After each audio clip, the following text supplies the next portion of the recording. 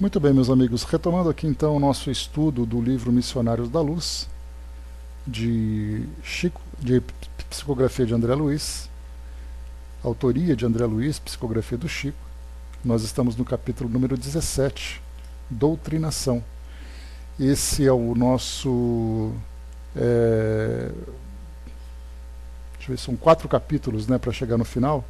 Ainda não é o antepenúltimo, então é o antepenúltimo, para finalizarmos esse livro.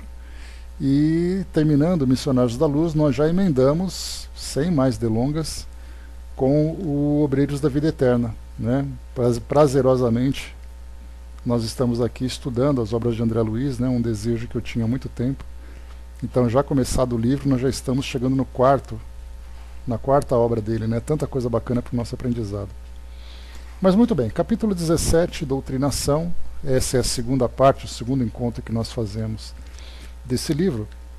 E nós tivemos aqui como nosso roteiro uma senhora simpática que procurou Alexandre, que estava ali junto com André Luiz pedindo ajuda para o filho. O filho chamava Marinho, porque ele mesmo desencarnado, ambos desencarnados, né, mas ele desencarnado, trilhava pelo caminho das sombras no plano espiritual e já começava então a mostrar uma pequena disposição de mudança.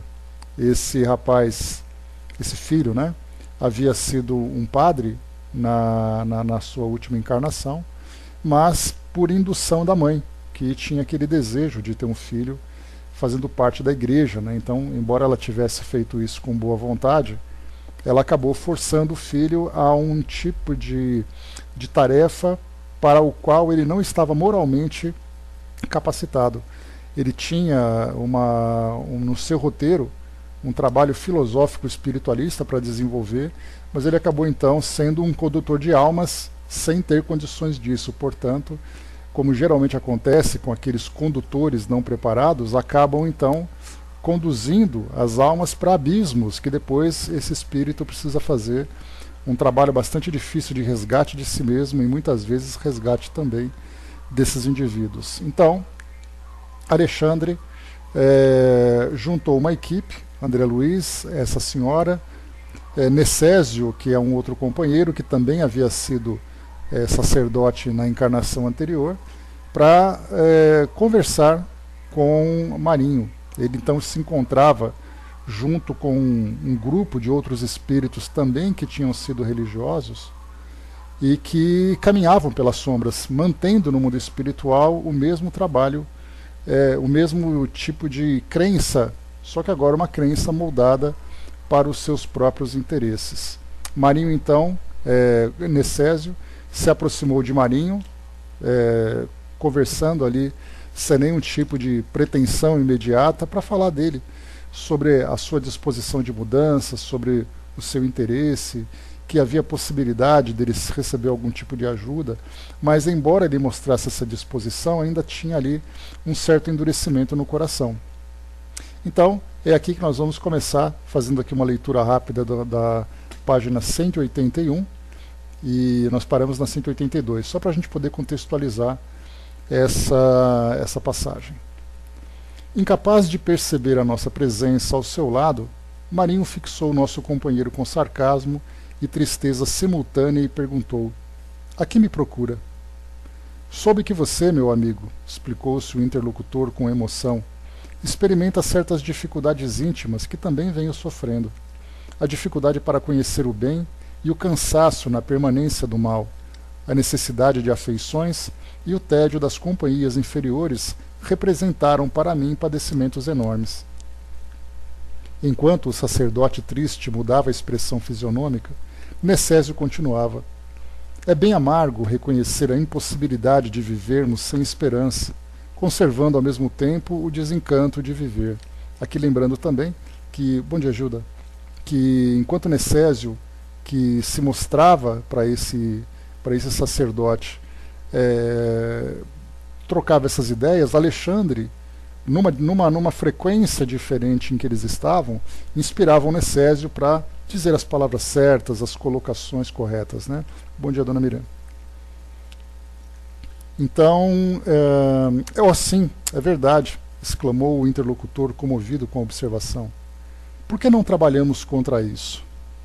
Propôs então Necésio, né? Mas como? Interrogou Marinho com inflexão dolorosa. Prometeram-nos na terra um céu aberto aos nossos títulos e a morte nos revelou situações francamente opostas.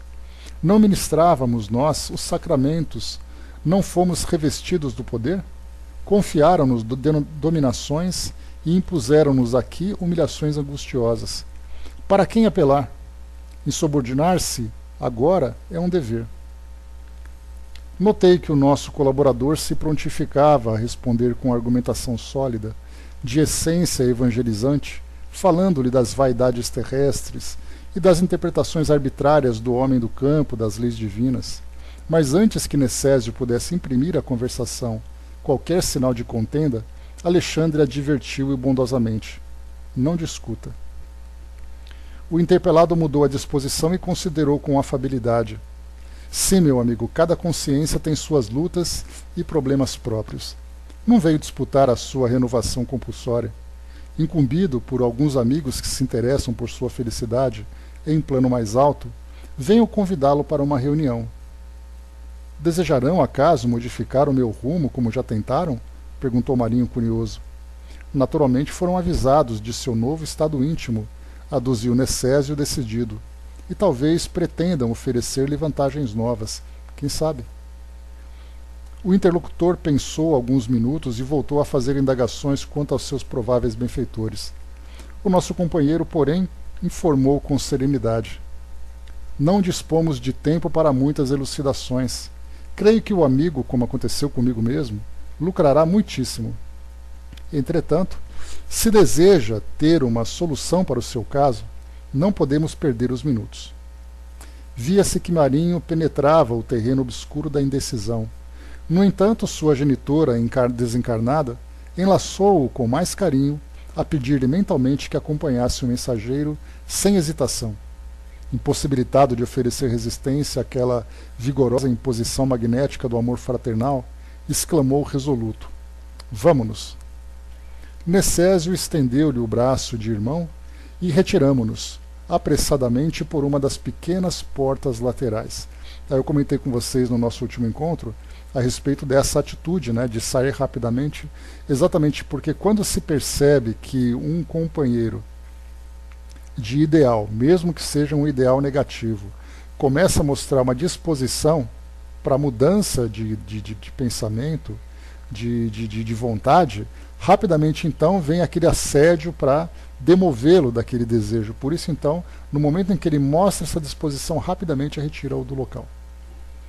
E aqui também, como nós vimos, a vibração da mãe que o envolveu, e assim também nós, muitas vezes, somos envolvidos, né? Muitas vezes não, tantas vezes somos envolvidos pelas vibrações dos espíritos amigos, dos espíritos familiares, quando então estamos sendo orientados, induzidos a uma determinada conduta que vai nos trazer um bem. E a mesma coisa acontece quando somos envolvidos também por vibrações negativas que encontram sintonias em nós. E aí então somos também induzidos a determinado tipo de comportamento. Nós estamos estudando lá no Livro dos Espíritos sobre a afeição que alguns espíritos dedicam a determinadas pessoas, alguns encarnados, e também veremos, né, em seguida, que é o próximo tema, sobre os anjos protetores, anjos da guarda, espíritos protetores, familiares, espíritos simpáticos. Então nós veremos ali essa simpatia, essa preocupação que os espíritos têm e nos ajudar no nosso desenvolvimento, e esse envolvimento vibratório, nos induzindo a determinadas condutas, são ferramentas importantes para essa tarefa. Então vamos lá. Iniciando agora o nosso estudo, então, que nós paramos nesse ponto exatamente ontem. Ontem não, no nosso encontro passado. Em breves minutos, penetrávamos o conhecido recinto de orações e trabalhos espirituais, que é a casa espírita, onde eles estavam ali prestando esse auxílio. Observei que muitos servidores de nossa esfera mantinham-se de mãos dadas, formando extensa corrente protetora da mesa consagrada aos serviços da noite. O quadro era para mim uma novidade. Alexandre, porém, explicou-me discreto: trata-se da cadeia magnética necessária à eficiência de nossa tarefa de doutrinação.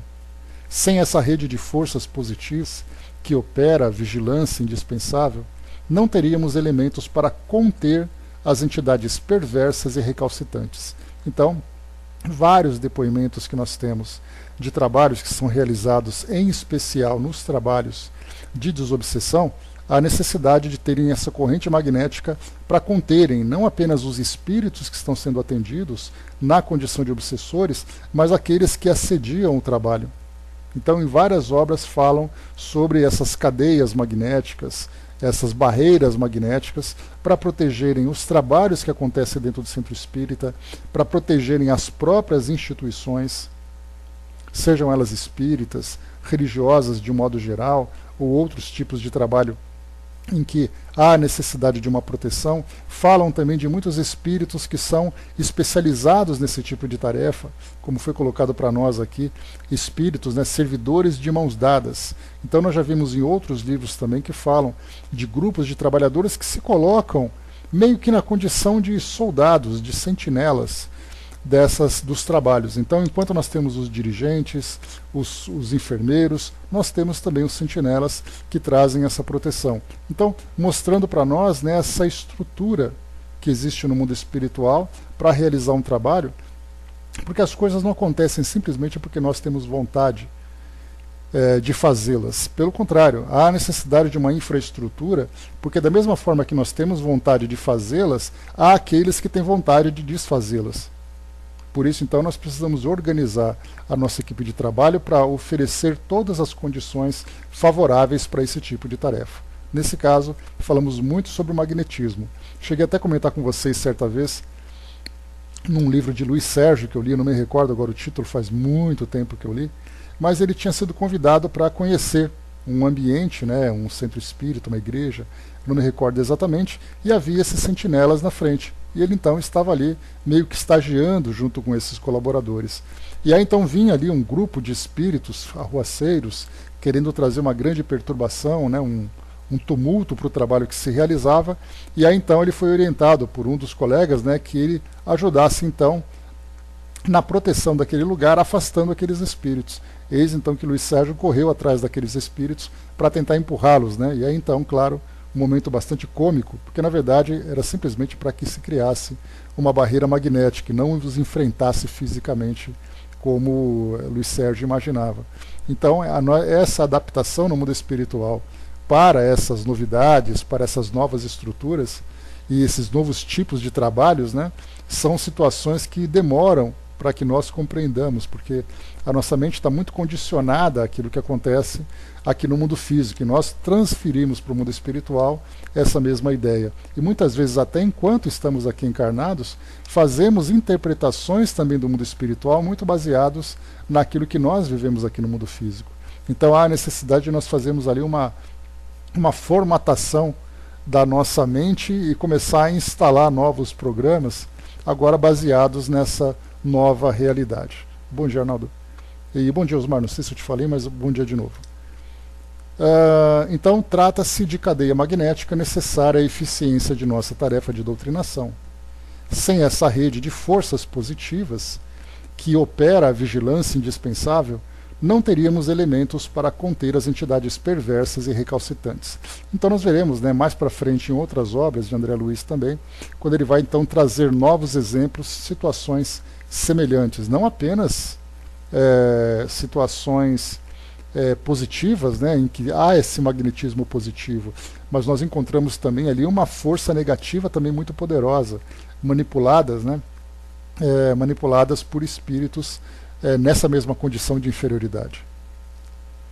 O instrutor, porém, fez-me perceber que a hora não comportava conversações, e auxiliando Necésio, localizou Marinho dentro do círculo magnético, onde, com surpresa, verifiquei a presença de vários encarnados sofredores trazidos por outros pequenos grupos de amigos espirituais e que, por sua vez, aguardavam a oportunidade de doutrinação. Olha que interessante, né? Tic-tac, bom dia. Meio que uma sala de espera em que os espíritos, então, que serão atendidos, são conduzidos, porque nós lembramos sempre que num trabalho Vamos agora utilizar esse exemplo que André Luiz trouxe para nós, para trazermos uma visão geral dos trabalhos que acontecem, por exemplo, no centro espírita. Nós temos ali espíritos sofredores, nós temos espíritos sofredores que chegam numa condição bastante debilitada, muitas vezes até chegam carregados, com maqueiros e tudo mais. Nós temos espíritos obsessores, nós temos espíritos familiares que chegam para trazerem comunicações, nós temos espíritos instrutores. Então olha só a quantidade de trabalhos e de níveis diferentes em que os espíritos se encontram. Então esses grupos no plano espiritual, junto a essas instituições, são então separados por grupos e organizados para serem atendidos dentro dos grupos mediúnicos de acordo com a qualidade de cada um. Então, temos no caso, por exemplo, de suicidas, dá para a gente imaginar a condição de um espírito suicida que chega para ser atendido numa instituição. Ele precisa não apenas ser acolhido por causa da sua condição e da debilidade que ele apresenta, mas ser protegido também. Porque nós já vimos, na memória de suicida, como esses espíritos são assediados por outros grupos que procuram, então, recrutar esses espíritos para fazerem ali, para realizarem ali os seus intentos, os seus projetos, né? Então nós vemos que ao chegarmos no centro espírita e vermos ali também, inclusive outros espíritos que chegam, por exemplo, para serem atendidos durante as palestras, para participarem de palestras, né? Porque nós temos médiuns. Quem fala muito sobre isso é Maíse Braga, né? Já conversamos sobre ela. Ela é uma médium bastante atuante lá na Comunhão Espírita de Brasília. E ela tem uma mediunidade ostensiva da vidência, da audiência muito potente. Então ela sempre comenta que quando ela olha na plateia, né, onde a palestra se realiza, ela vê ali 3, 4 vezes mais desencarnados do que encarnados. Então, enquanto os encarnados todos sentados confortavelmente, os desencarnados estão ali povoando o ambiente, né, sem serem percebidos. Esses espíritos também são conduzidos para esses tipos de trabalho. E há necessidade de proteção desse ambiente, porque muitos desses espíritos são conduzidos para o trabalho, mas não quer dizer que eles são dóceis. Não quer dizer que eles sejam dóceis. Então, muitas vezes tem que ter ali um trabalho de observação, de acompanhamento, de cuidado, de proteção, por tudo aquilo que acontece. E isso, então, nós podemos estender não apenas para um centro espírita, mas estender para todas as instituições que têm esse objetivo de auxílio. Hospitais, nós encontramos isso aí em igrejas, em templos, enfim, diversos ambientes onde se presta esse tipo de auxílio. Porque onde o bem se desenvolve, nós temos sempre o oposto para tentar fazer com que esse trabalho seja destruído. Por isso, então, todo cuidado é necessário. E aí, então, nós temos muitas tarefas, muitas atividades que são realizadas, desde aqueles que são aqueles que inspiram os palestrantes, dirigentes de trabalhos, enfermeiros, aqueles que conduzem esses espíritos para esse atendimento, espíritos que dão suporte, espíritos protetores. Olha só a estrutura que existe no mundo espiritual que nós simplesmente ignoramos. E, se bom Deus quiser, nós faremos parte também desses grupos de trabalhadores e não de grupos dos atendidos, né? Fiquemos assim. Muita fé, Arnaldo, vai que vai dar certo. Vamos lá. Então, outros espíritos sofredores trazidos para que aguardavam então a oportunidade de doutrinação. Sentindo agora o ambiente em que se achava, Marinho quis recuar, mas não pôde. A fronteira vibratória estabelecida pelos nossos colaboradores, a reduzida distância da mesa de fraternidade, impedia-lhe a fuga. Isso é um logro, clamou revoltado. Sossegue, respondeu-lhe Necésio, sem se alterar. Você conquistará grande alívio. Espere, poderá desabafar suas mágoas e ouvir a palavra compassiva de um orientador cristão ainda encarnado. E em seguida, quem sabe, talvez possa algum ente querido que se encontre nas zonas mais altas à espera de seu fortalecimento e iluminação. Não quero, não quero, bradava o infeliz. Sabe assim a verdade, meu amigo? Sabe assim a verdade, meu amigo? Perguntou o nosso companheiro, com inflexão de ternura. Poderá adivinhar a procedência do socorro de hoje? Conseguirá lembrar-se de quem me enviou ao seu encontro? O sacerdote desencarnado fixou nele os olhos tomados de expressão terrível, mas Necésio, sem perder a calma, falou depois de uma pausa mais longa. Sua mãe. Marinho escondeu o rosto nas mãos e prorrompeu em pranto angustioso. A esse tempo, secundado por diversos auxiliares, Alexandre prestava ao organismo de Otávia, a nossa médium, né, a nossa encarnada, o máximo de concurso fraterno em cotas abundantes de recursos magnéticos. Compreendi que, se para os fenômenos de intercâmbio com os desencarnados esclarecidos era necessário o auxílio de nosso plano ao campo mediúnico, no caso presente essa cooperação deveria ser muito maior, em vista da condição dolorosa e lastimável dos comunicantes. Com efeito, a médium Otávia recebia os mais vastos recursos magnéticos para a execução da tarefa. Já falamos, né, dá para a gente imaginar o trabalho que é demandado quando é atendimento, por exemplo, de suicidas, ou muitas vezes de obsessores naquelas condições bastante desequilibradas. O efeito, né, vibratório que se provoca sobre o médium, se ele não for devidamente protegido. Porque nós vemos, no caso, por exemplo, de obsessões, quando um espírito envolve o encarnado, um médium desequilibrado, e ele então é envolvido por aquele espírito, existe ali o fenômeno da incorporação, que o espírito resiste a se afastar e tudo mais. Quando o espírito então se afasta desse médium, o estado físico dele é deplorável, ele fica completamente desgastado, completamente desequilibrado, porque esse é o objetivo que o espírito tem. No caso, por exemplo, de um trabalho de desobsessão ou de doutrinação, como é o caso que nós estamos vendo aqui, se o médium não recebe o devido suporte, ele vai exatamente cair nessa mesma prostração e nesse mesmo desequilíbrio. Sem falar que esse desequilíbrio muitas vezes acompanha o médium durante muitos dias, muito tempo, e influenciando a sua vida pessoal. Então, o médium se coloca à disposição para o trabalho e os espíritos se comprometem a protegê-lo e auxiliá-lo nessa tarefa.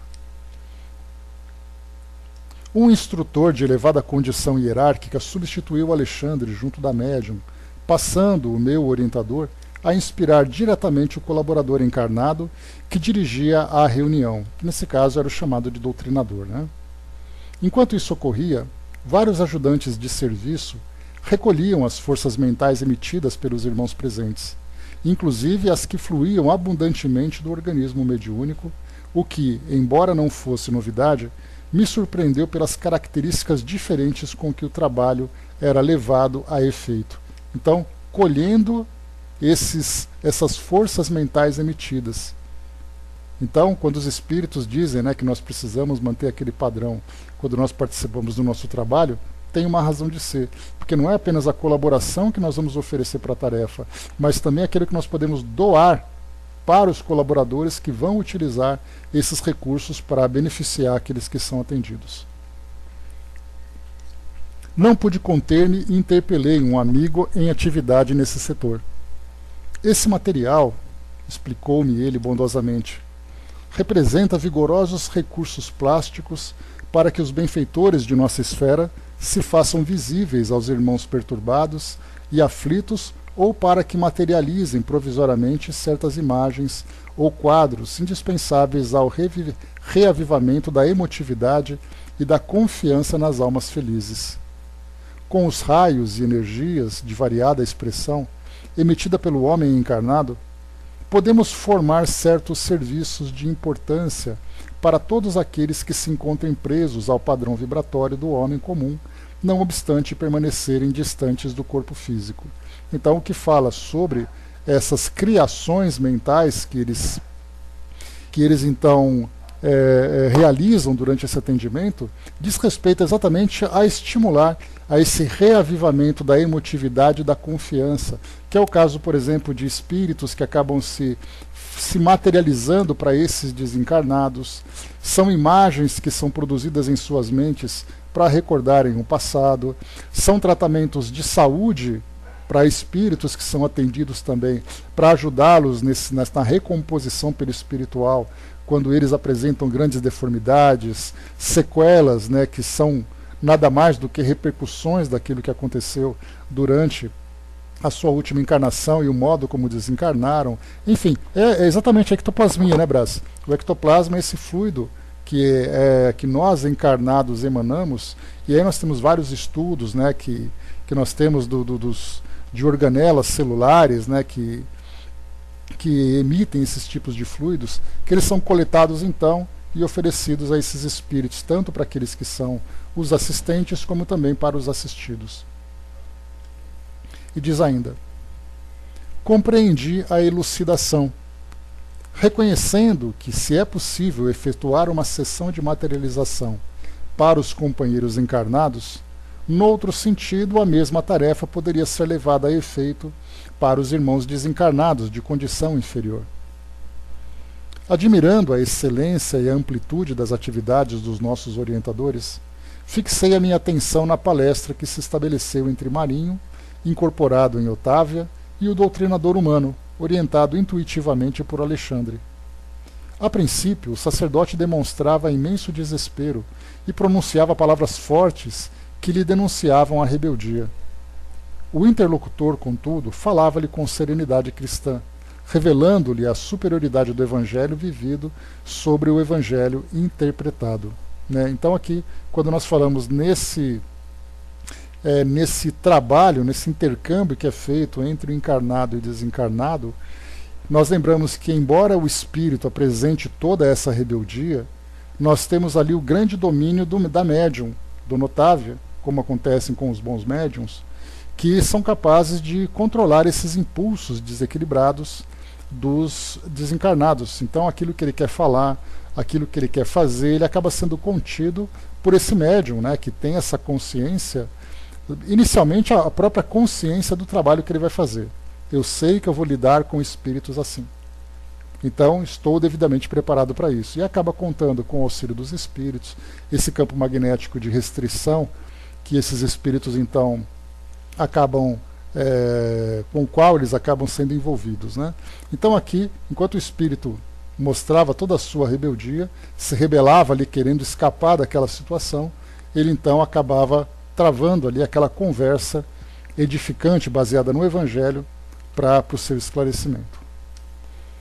A certa altura da doutrinação, percebi que Alexandre chamava a si um dos diversos colaboradores que manipulavam os fluidos e forças recolhidas da sala e recomendou-lhe que ajudasse a genitora de Marinho a tornar-se visível para ele. Notei que a senhora desencarnada, com os préstimos de outros amigos, atendeu imediatamente, ao passo que Alexandre, abandonando por momentos o seu posto junto ao doutrinador, aplicou passes magnéticos na região visual do comunicante, compreendendo então que ali se encontravam em jogo interessantes princípios de cooperação. A genitora amorosa resignava-se ao envolvimento em vibrações mais grosseiras por alguns minutos, enquanto o filho levaria a percepção visual até o mais alto nível ao seu alcance, para que pudessem efetuar um reencontro temporário de benéficas consequências para ele. Esse tipo de colocação que é feito aqui, nós temos também lá no próprio livro Nosso Lar, lá no primeiro capítulo, primeiro e segundo capítulos, né, naquele início, quando André Luiz então se encontrava naquela condição de perturbação, e aí então apareceram os espíritos ali, os assistentes, né, que iriam recolhê-lo. Então eles se fizeram visíveis para André Luiz, ele então viu aqueles espíritos luminosos, aquele grupo que prestaria assistência, e aí depois então ele se deixaria levar para ser devidamente tratado, cuidado. Né? Então, quando nós vemos assim, um espírito apareceu, o outro desapareceu, um se fez visível, o outro se fez invisível, nós falamos exatamente desse jogo de forças entre essas dimensões, entre essa diferença de frequências. Então, nesse caso, o espírito era capaz de perceber aquilo que estava no seu campo de percepção de acordo com a faixa vibratória que ele ocupava. Enquanto no caso, por exemplo, a mãe desse jovem, desse espírito, a gente fala jovem porque é filho, né? Mas às vezes vai ver um homem com uma aparência de 80 anos. Né? Mas então, esse espírito, ele então precisaria ter a sua percepção alterada, nesse caso, elevada a sua percepção, para fazer então que aquele encontro Enquanto a mãe diminuía a sua vibração, o espírito elevava a sua percepção, para que ambos então se encontrassem em determinado parâmetro. Então, nesse caso, era exatamente esse trabalho conjunto que era feito, utilizando esses fluidos que eram doados pelos encarnados, aplicando esses passes magnéticos no espírito, para que ele pudesse ter essa percepção. Nós vimos isso também no livro Os Mensageiros, quando André Luiz, então, fazendo aquele passeio com Alexandre, aqui no mundo físico, analisando os trabalhos que eles iam fazer, ele, então, André Luiz, e mais aquele colega dele, que eu me esqueci o nome dele agora, que também era médico, ambos, então, receberam essa aplicação magnética para que tivessem essa percepção mais profunda, para que analisassem detalhadamente aquilo que veriam. No caso, por exemplo, de um indivíduo que estava desencarnando, eles poderiam ver exatamente o trabalho feito no corpo físico, aquele trabalho num nível mais celular, num nível mais vibratório, mais num campo, uma frequência diferente. Enfim, eles conseguiram então ter uma percepção alterada, coisa que normalmente não fariam pela condição ainda limitada que eles apresentavam, mas então eles foram auxiliados para que tivessem esse recurso. Aqui então nós vemos essa mistura, né, de tarefas, um aplicando na mãe, o outro aplicando no espírito, e todos eles então colaborando para que o trabalho se realizasse. Voltou Alexandre a fixar-se ao lado do dirigente e com surpresa ouvi que o amigo encarnado desafiava o exasperado comunicante, agindo francamente por intuição com a sua voz quente de sinceridade no ministério do amor fraternal. Observe em volta de si, meu irmão, exclamava o doutrinador, comoventemente. Reconhecem quem se encontra ao seu lado? Foi então que o sacerdote lançou um grito terrível. Minha mãe, disse ele, alarmado de dor e vergonha. Minha mãe. Por que não se render ao amor de nosso Pai Celeste, meu filho? Disse a genitora, emocionada, abraçando-o. Chega de vãs discussões e de contendas intelectuais. Marinho, a porta de nossas ilusões terrenas cerrou-se com os nossos olhos físicos. Não transfira para cá nossos velhos enganos. Atenda-me. Não se revolte mais. Humilhe-se diante da verdade. Não se faça sofrer, não me faça sofrer por mais tempo. Os encarnados presentes viam tão somente o corpo de Otávia, dominado pelo sacerdote que lhes era invisível, quase a arrebentar-se de soluços atrozes, mas nós víamos além. A nobre senhora desencarnada postou-se ao lado do filho e começou a beijá-lo em lágrimas de reconhecimento e amor. Pranto copioso identificava-os.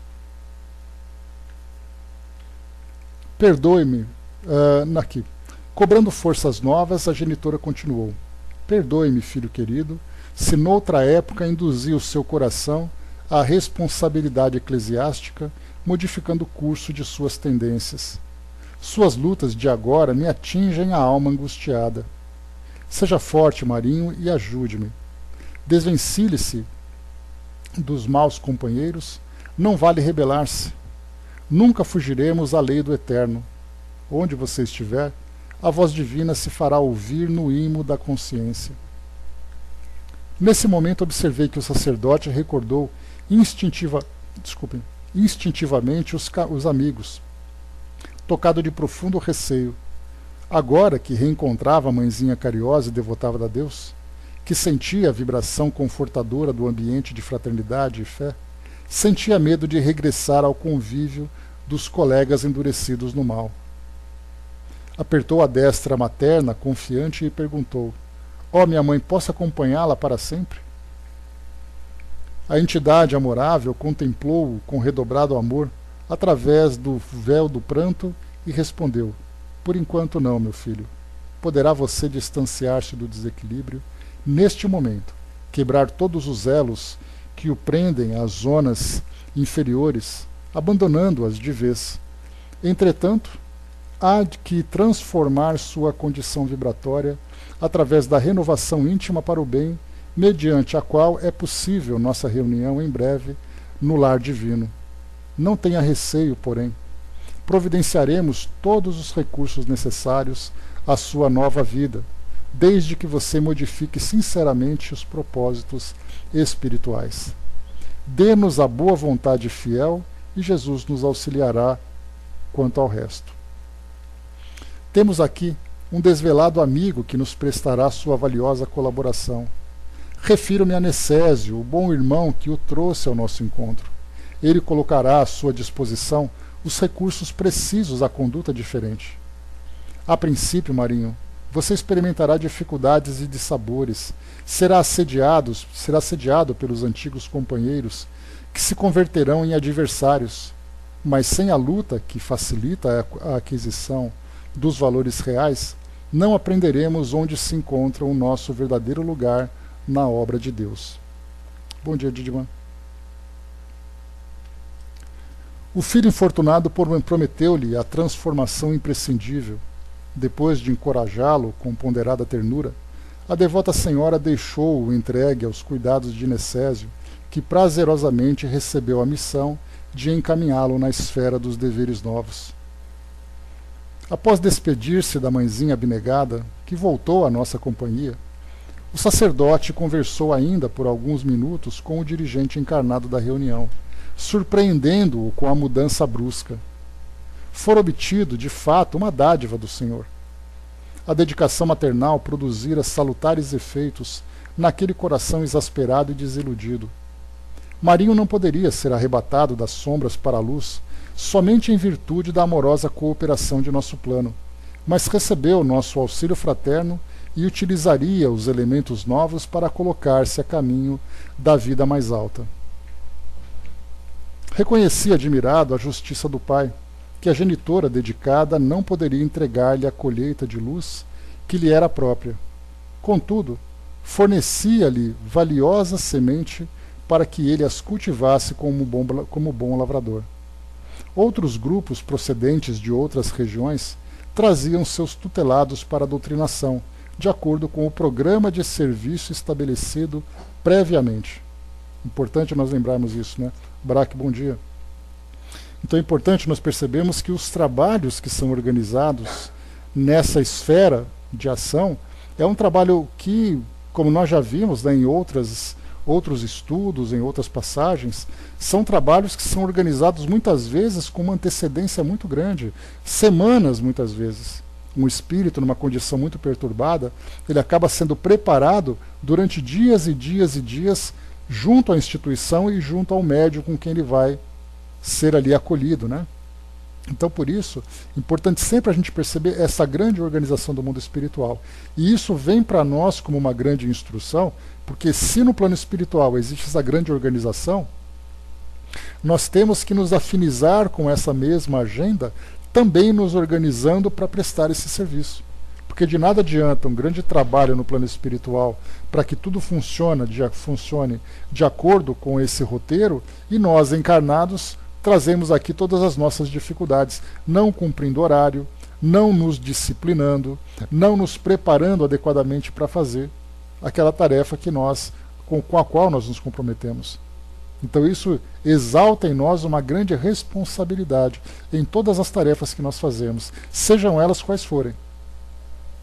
Porque quando nós falamos, por exemplo, mas eu não trabalho como médium, eu trabalho lá assistência social. Então, na verdade, nós temos ali grupos de espíritos que também trazem ali os seus tutelados, sejam eles encarnados ou desencarnados, que vão encontrar naquele trabalho, naquele exemplo que está sendo transmitido, também uma grande lição. Então, nós somos os responsáveis por também apresentar esse modelo de conduta.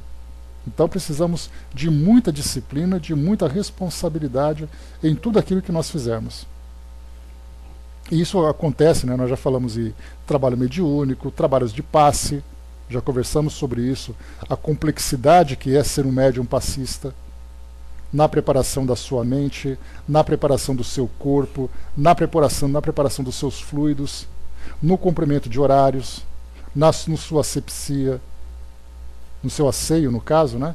Então, nós temos ali um trabalho de atendimento fraterno, nas palestras, estarmos devidamente preparados, estudados, para transmitir aquela mensagem verdadeira, porque um trabalho que não é bem feito acaba fazendo com que aquele que busca ajuda vá procurar em outro lugar, ou simplesmente desista de procurá-la. Então nós temos as nossas responsabilidades, da mesma forma que os espíritos também têm as suas responsabilidades.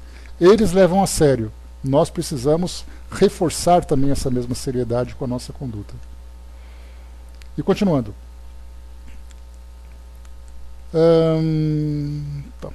Outros grupos, então, procedentes de outras regiões, traziam seus tutelados para a doutrinação de acordo com o programa de serviço estabelecido previamente. Foram 4 as entidades que receberam os benefícios diretos dessa natureza através de Otávia e outro médium. Em todos os casos, o magnetismo foi empregado em larga escala pelos nossos instrutores, salientando-se o de um pobre negociante que ainda ignorava a própria morte.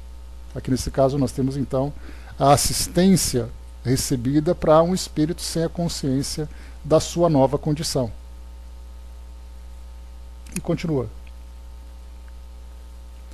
Demonstrando eles certa teimosia em face da verdade, um dos orientadores espirituais da condição hierárquica de Alexandre, impondo-lhe sua vontade vigorosa, fê-lo ver à distância os despojos em decomposição.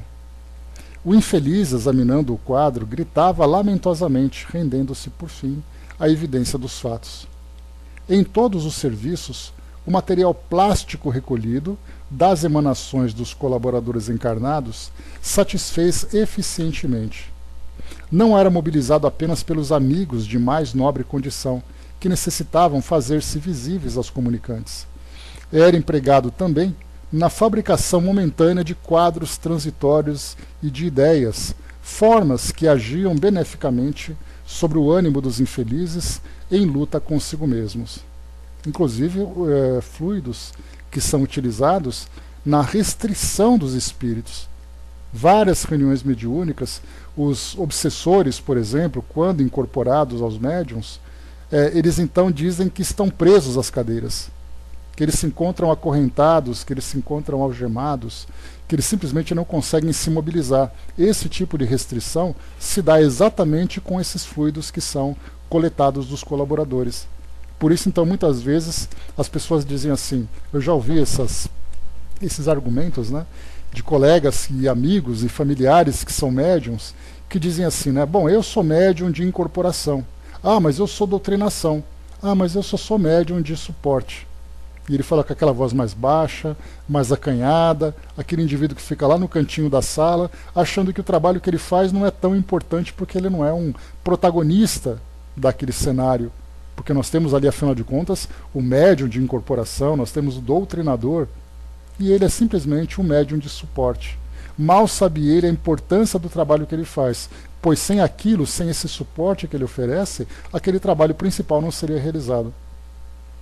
Então, nesse caso, sim, Dudu, sempre, e isso que precisa sempre colocar na mente de quem trabalha, porque como ele, por exemplo, ele trabalha com suporte, ele não vai ter contato com espíritos, assim ele entende, ele não vai ter problema de ser envolvido por fluidos de outros espíritos. Então ele age de uma forma negligente no seu dia a dia, sem preocupação com o seu estado mental, sem preocupação com o seu estado físico, seu estado emocional, seu estado psíquico, a sua preparação evangélica. Porque ele fala assim, mas eu vou lá e fico sentado no cantinho. Só que ele estar sentado naquele cantinho, ou posicionado devidamente ali dentro da sala de trabalho, ele vai oferecer todas as condições necessárias para que aquilo aconteça. Médiuns de suporte que estão muito bem preparados criam um campo fluídico em volta dos trabalhos extremamente poderoso e seguro para aqueles que atuam diretamente na comunicação. Isso é fundamental, seja ali num trabalho mediúnico, seja num trabalho, numa palestra que se desenvolve, qualquer tipo de trabalho, num trabalho de cura. Nós temos ali as pessoas andando em volta de macas, enfermeiros para cá, enfermeiros para lá, aqueles que recebem ali o contato que tem ali o contato com os médicos, e tem ali os médiuns de suporte na sala cirúrgica, por exemplo, quando existe ali uma cirurgia espiritual. E ele acha que a posição dele é uma posição simplesmente de figurante. E não é. Ele tem ali um papel extremamente importante para a manutenção e sustentação do trabalho. E continua. Um dos necessitados, aqui falava sobre a fabricação momentânea dos quadros e de ideias que agiam beneficamente sobre o ânimo dos infelizes em consigo mesmos. Um dos necessitados, que tomara o médium sob forte excitação, quis agredir os componentes da mesa em tarefa de auxílio fraternal. Antes, porém, que pusesse em prática o sinistro desígnio, vi que os técnicos de nosso plano trabalhavam ativos na composição de uma forma sem vida própria que trouxeram imediatamente, encostando-a no provável agressor. Era um esqueleto de terrível aspecto, que ele contemplou de alto a baixo, pondo-se a tremer, humilhado, esquecendo-se o triste propósito de ferir benfeitores. Olha só que interessante.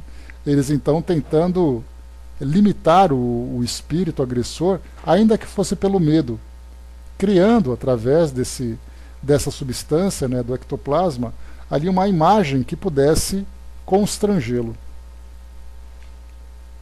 Depois de trabalhos complexos da nossa esfera, terminou a sessão com grandes benefícios para todos. Dentro de mim germinavam novos mundos de pensamento. Os trabalhos havidos para cada caso particular constituíam lições diferentes para minha alma. E aturdido pela dilatação da luz que se fazia cada vez mais intensa e viva no meu círculo mental, reconheci que os gênios celestes poderiam trazer o mais belo e eficiente socorro aos espíritos da sombra, que, movidos de piedade e amor, conseguiriam instalar abundantes celeiros de bênçãos juntos dos sofredores, mas que, de conformidade com a eterna lei, os necessitados só poderiam receber os divinos benefícios se estivessem dispostos a aderir por si mesmos aos trabalhos do bem. Então aqui nós finalizamos esse capítulo 17. Vamos aqui então a mais algumas considerações.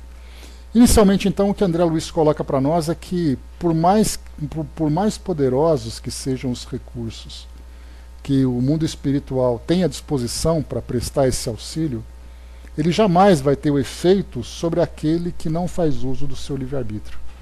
Então nós temos ali espíritos incapacitados, espíritos numa condição tão deplorável, psiquicamente, fluidicamente também, que muitas vezes eles são assistidos até certo ponto, até que eles comecem então a mostrar ali os primeiros sinais de consciência do novo estado. A partir dali, é o livre-arbítrio desses espíritos que vai determinar exatamente o tipo de recurso que eles vão receber. Porque se o espírito, por pior que ele esteja, ele receba ali todo o auxílio necessário para ele se recompor psiquicamente e fluidicamente, e ele então chega um momento em que ele não deseja mais receber, a sua própria produção mental vai agir contra ele. Então de nada adianta os espíritos oferecerem recursos, fluidos, vibrações, se o espírito simplesmente as repele. E o outro ponto importante que nós lemos no início desse capítulo foi quando André Luiz questionou Alexandre, com surpresa, por que havia realmente a necessidade do auxílio por parte dos encarnados, se os desencarnados poderiam fazer tudo. E aí então o que Alexandre esclareceu, nós lembramos, que para o plano espiritual, esses fluidos que nós emanamos, eles têm ali uma ação muito poderosa, que poderia ajudar bastante aquele espírito que ainda se encontra nesse estado de perturbação, nesse estado de conflito. E tem um outro ponto importante, que quando os espíritos trabalham junto aos encarnados, isso faz com que os próprios encarnados se beneficiem dos exemplos, né, e dos relatos das experiências que eles vão vivendo em contato com o mundo espiritual, fazendo com que eles fortaleçam suas convicções, que eles repassem essas mesmas convicções para todos aqueles que participam das tarefas, para que eles se desenvolvam vendo na prática o exercício da caridade, enfim, todo o trabalho que é feito para beneficiar tanto os encarnados como desencarnados. E aí foi o que eu coloquei para vocês do exemplo, né? Que antes da doutrina espírita se estabelecer aqui no nosso mundo, o mundo espiritual continuava trabalhando da mesma forma para auxiliar os espíritos sofredores. Então não pensemos que todo o trabalho de cirurgias espirituais, trabalhos de desobsessão, trabalhos de doutrinação, de orientação, foram trabalhos que só começaram a ser realizados quando o primeiro centro espírita foi fundado. Muito antes disso, instituições religiosas, e eu falo instituições religiosas porque é nesse ambiente em que se trata do Evangelho, embora nós tenhamos ali também as dificuldades que os espíritos enfrentam por causa, né, dessa restrição dos encarnados, né? Então, porque nós ainda fazemos uma interpretação equivocada, vivemos ali as nossas religiões, as nossas crenças, baseadas nos nossos interesses pessoais, mas enfim, o trabalho sempre aconteceu. Porque a lei do amor, que nós já estudamos, é uma lei universal e ela faz parte, podemos dizer assim, que é a lei pétrea de tudo aquilo que existe nas leis divinas. Todas as leis que nós conhecemos e que vamos conhecer, todas elas se baseiam nessa lei do amor. Então, enquanto ela, aliás, desde quando ela existiu, sempre houve a fraternidade, sempre houve a caridade, sempre houve ali o amor entre os indivíduos. Então, o auxílio sempre existiu. Então, mas é importante lembrar que esse auxílio ele tem as suas limitações. Se o nosso, tão antiga que se perde de vista, né, Tico-Teco? Se perde no tempo, né? Porque já que Deus é eterno, então o amor também é eterno. Então, mas não vamos entrar nesse mérito, porque a nossa cabeça vai acabar fundindo. A gente vai entrar num túnel do tempo que não tem fim. E nós não estamos preparados para isso ainda. Mas o que nós vemos é que a lei do livre-arbítrio, ela é determinante. Porque para o nosso crescimento há a necessidade da nossa vontade. E a vontade é resultado do livre-arbítrio. Se um espírito, então, apresenta resistência, ele vai ficar ali preso naquele círculo de pensamentos dolorosos e perturbadores até o momento em que ele se canse.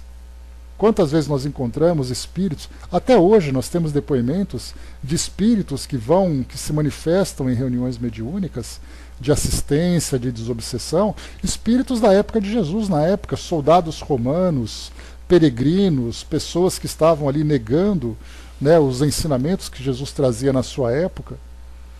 Indivíduos de outras épocas continuavam guerreando em cruzadas ainda em nome da fé, até hoje ainda presos nessa ideia cristalizada que eles não conseguem mudar. Mas, como os espíritos dizem, né, o tempo é o melhor remédio. Então tudo vai acontecendo dentro do próprio tempo. Então, meus amigos, fechando por aqui o nosso capítulo 17, vamos iniciar já o nosso capítulo 18, Obsessão. Novo tema para nós aqui, né, aproveitando esse tempo que falta, vamos aqui já emendar uma sequência aqui na outra. Capítulo 18, Obsessão. A conselho de orientadores experimentados, o grupo a que Alexandre emprestava preciosa colaboração reunia-se em noites previamente determinadas para atender aos casos de obsessão. Era necessário reduzir, tanto quanto possível, a heterogeneidade vibratória do ambiente, o que compelia a direção da casa a limitar o número de encarnados nos serviços de benefício espiritual.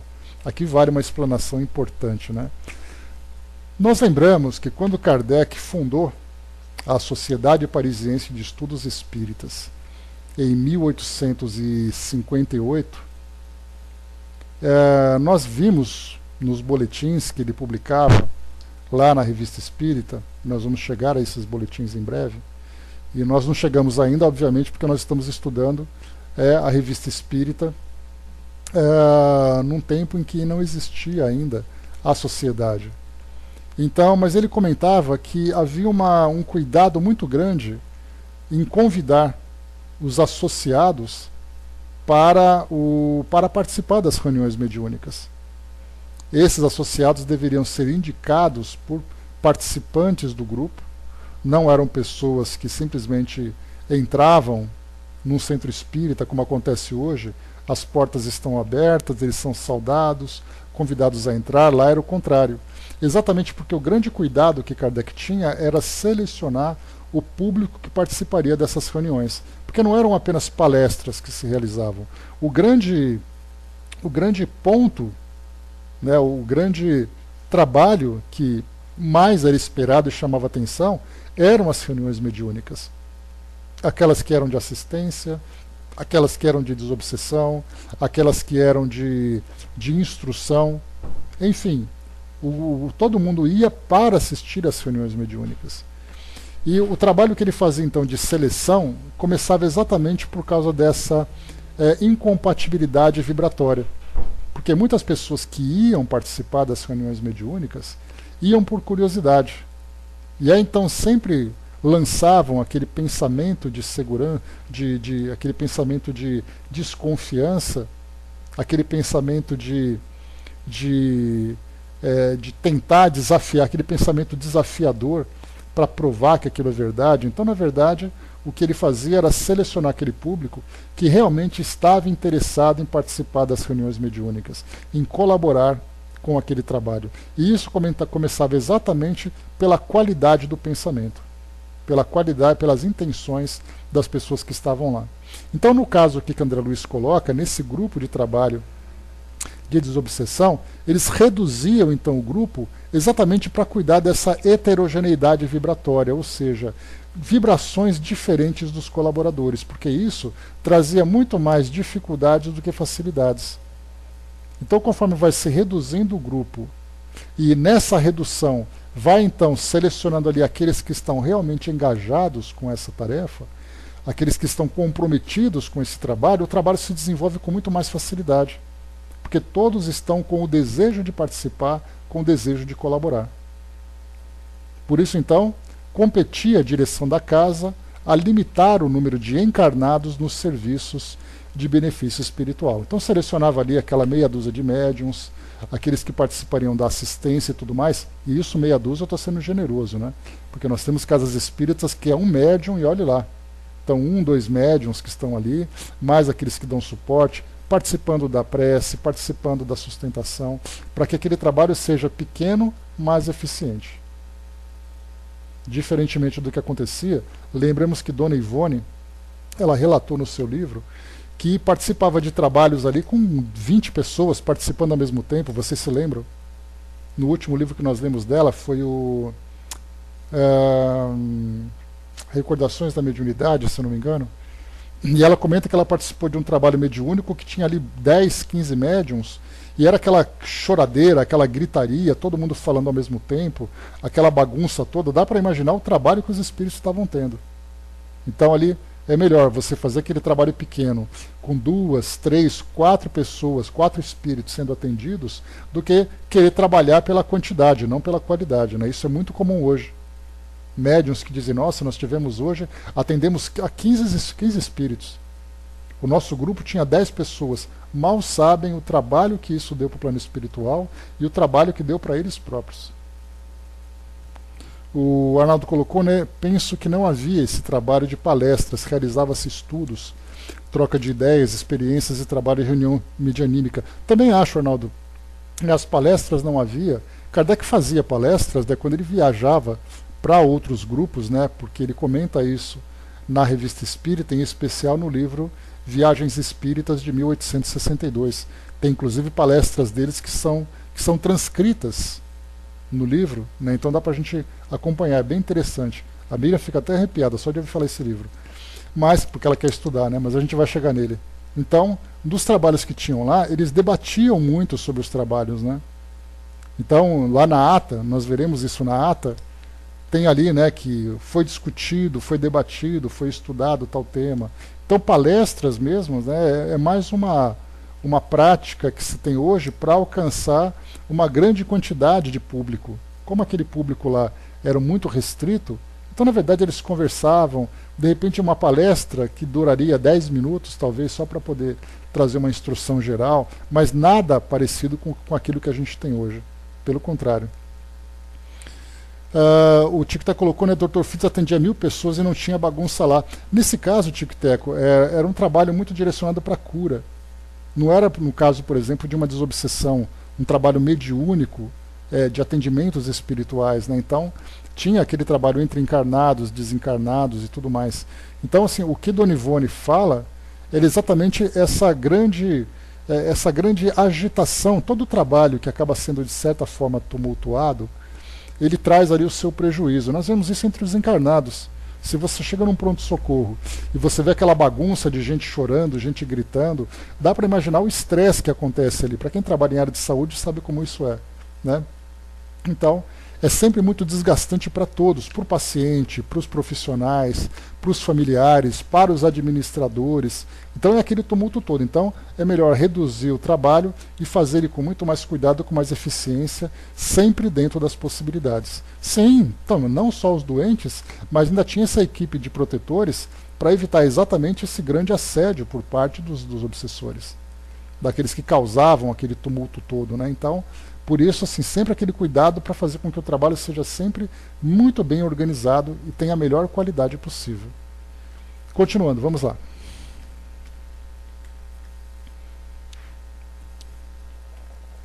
Opa, apertei o botão errado, só um instantinho.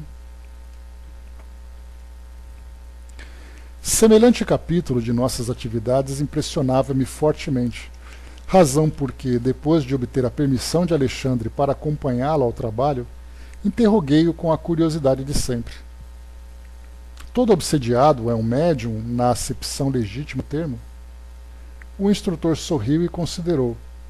Médiuns, meu amigo, inclusive nós outros, os desencarnados, todos somos, em vista de sermos intermediários do bem que procede de mais alto, quando nos elevamos, ou portadores do mal, colhido nas zonas inferiores, quando caímos em desequilíbrio.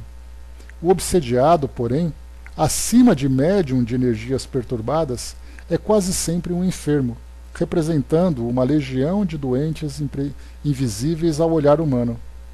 Por isso mesmo, constitui, em todas as circunstâncias, um caso especial, exigindo muita atenção, prudência e carinho. Então, o obsediado não apenas é médium, como também é um espírito adoecido. Lembrando as conversações ouvidas entre os companheiros encarnados, cooperadores assíduos do esforço de Alexandre e outros instrutores, acrescentei: pelo que me diz, compreendo as dificuldades que envolvem os problemas alusivos à cura. Entretanto, recordo-me do otimismo com que nossos amigos comentam a posição dos obsediados que são trazidos a tratamento. O generoso mentor fixou um sorriso paternal e observou: eles, por enquanto, não podem ver senão o ato presente do drama multissecular de cada um. Não ponderam que obsediado e obsessor são duas almas a chegarem de muito longe, extremamente ligadas nas perturbações que lhes são peculiares. Nossos irmãos na carne procedem acertadamente entregando-se ao trabalho com alegria, porque de todo esforço nobre resulta um bem que fica indestrutível na esfera espiritual.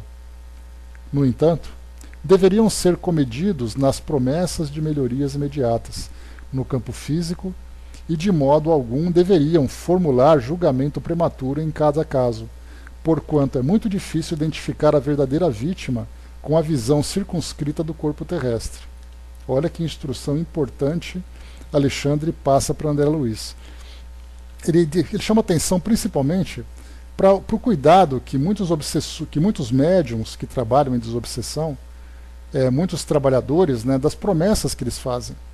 Não, vamos lá que eu vou te levar lá para a desobsessão, seu problema vai ser resolvido. E o que Alexandre chama atenção é que a relação obsessor-obsediado é uma relação de muito tempo. Já chegamos a falar sobre isso. Quantas relações do passado vão se arrastando encarnações após encarnações, muitas vezes aprofundando cada vez mais o conflito existente entre eles. E é então nessa encarnação atual, quando o obsediado encontra a oportunidade de tratamento, ele acha que simplesmente o fato dele tomar alguns passes, fazer ali algum tipo de tratamento, vai resolver o problema. Só que, nesse caso, o que nós percebemos é que aquele drama do passado ele não vai se desfazer de uma hora para outra. O único tratamento eficaz é o tratamento sincero do perdão entre as partes. Até porque aquele que é o obsediado de hoje, como chama a atenção aqui André Luiz, Alexandre, o obsediado de hoje foi o algoz do passado. Eu já cheguei a comentar com vocês, só para a gente ilustrar, para finalizar aqui o nosso encontro de hoje. Teve um grupo espírita do Nordeste, não me recordo que estado que era e nem a instituição que era, mas eles receberam autorização por parte dos mentores espirituais e dos dirigentes encarnados da instituição para filmarem um trabalho de desobsessão. Posicionaram as câmeras, os médiuns estavam ali devidamente posicionados também junto à mesa onde se faria ali a reunião, e aí então veio a incorporação, o espírito se manifestou, fazendo acusações, né, porque era uma desobsessão, então veio até ali o obsediado. Então ele estava ali junto com o grupo, né, era o obsediado, o médium, o doutrinador, e aí então o espírito incorporou e começou a fazer acusações. Porque você fez, porque é por sua culpa, eu morri por sua causa, eu vou acabar com a sua vida, e não sei o que, e vou fazer isso, porque você destruiu a minha irmã. Eu me lembro que a história estava relacionada com aquele encarnado tinha abusado da irmã desse obsessor, feito mal para a moça acabou, não lembro se ela cometeu suicídio, sei que ela sofreu e a culpa, na visão do obsessor, era dele. E aí então, o que aconteceu durante esse trabalho? Era um vídeo mais ou menos de 1 hora e meia. Eu acho que talvez nem esteja mais no ar, faz muitos anos que eu vi. E aí então a história se desenrolou da seguinte forma: os espíritos que participavam desse trabalho, os orientadores do trabalho, fez com que na mente desse obsessor viessem então lembranças que estavam apagadas de existências anteriores, onde ele e esse obsessor e a irmã, que ele via como vítima, no passado anterior eles estavam juntos. E naquele passado, esse obsessor tinha destruído a relação deles. E ele começou a chorar, ele começou a lamentar, tudo isso sendo filmado. Foi muito interessante essa proposta, essa gravação. E aí então ele percebeu que ele tinha sido o vilão do passado, vamos dizer assim. E agora, no presente, ele se achava como vítima, porque ele só se lembrava daquilo que acontecia naquele momento. Então, quando nós falamos em casos de obsessão e obsessor, nós temos ali um histórico que é muito difícil, porque independente de quando começou ou por quem começou, somente o perdão é capaz de fazer com que aquele sentimento seja dissipado. E aí todos então poderão se reconciliar e a partir dali traçar novos projetos. E aí depois no final o espírito então se desconectou mentalmente do médium, todos estavam ali satisfeitos com o trabalho e tudo mais, e a partir dali então eles seguiriam caminhos diferentes daqueles que eles estavam até então. André colocou ali, lembrando, né, reconciliai-vos com vossos adversários enquanto estáis a caminho, né? Então, porque por mais que se prolongue essa relação, ela sempre vai ser problemática para todos. Então não há distância que separe, né, aqueles corações que estão de alguma forma distanciados, de alguma forma em conflitos, terão que se rever no futuro. Então, nesse trabalho de desobsessão, nós vemos muito isso. Então, meus amigos, encerrando por aqui o nosso encontro de hoje, então, só fazendo esse trabalho, nós lemos aqui apenas uma página, né? Então, no nosso próximo encontro, a gente volta aqui desde o início dessa obsessão, para a gente poder começar esse nosso estudo desde o início. Então, estamos aqui agora no antepenúltimo capítulo aqui dessa nossa obra, né? Então, fechando por aqui, vimos então a parte de incorporação, de doutrinação,